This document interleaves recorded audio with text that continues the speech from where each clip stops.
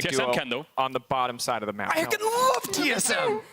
Thank you, guys, and thanks you two for joining me. It's been a while since I had a chat with you two from Mad Lions. William, first question.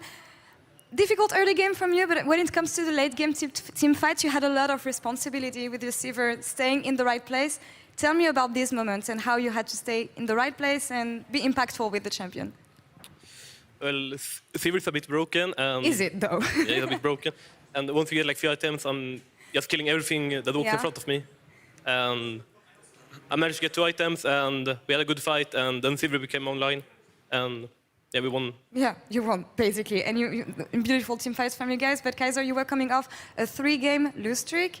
Tell me about these moments, because looking at the Mad Lions in these games especially, it didn't really look like what we've been used to seeing from you in summer. So how do you reflect on these results? I mean, yeah, today was not the cleanest game, I admit that. It was a 50-minute banger, but I think it's just the meta changed in a way that we didn't really anticipate, I would say. And I think we are still having struggles with it, drafting with it and like playing against it. We are not used to like just scaling for late game, right? We are usually an early game focused team. And yeah, I mean, we still are trying these drafts because we know that in playoffs you have to diversify your drafts and be flexible.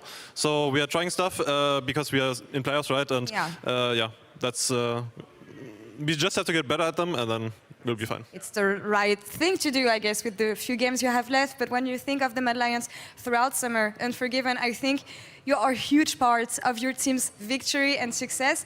And I also know that this season was the very first time you got to play in front of a crowd in the LEC, in the studio. So tell me, how was this experience for you?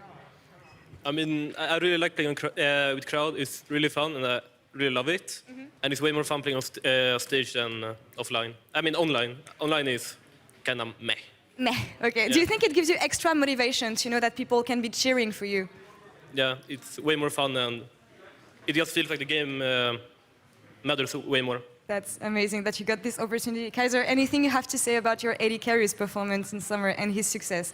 I think about Draven, but there's so many champions.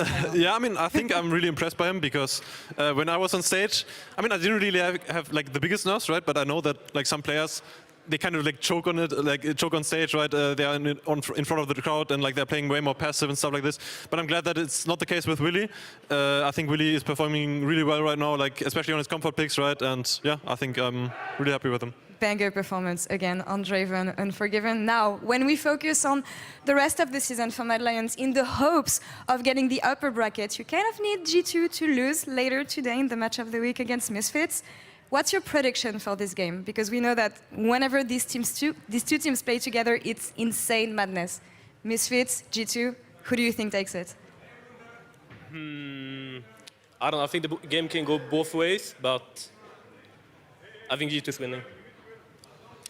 I mean, I have to agree with it, but I am really impressed by Misfits. I think they're playing really well right now. They're drafting really well right now, so it can go both ways, like you said, but I think I'm going to still give it to G2. It's going to be a banger for sure. Thank you guys for the interview. Good luck on the last game of the Super Week. And now we're going to take a quick break and we'll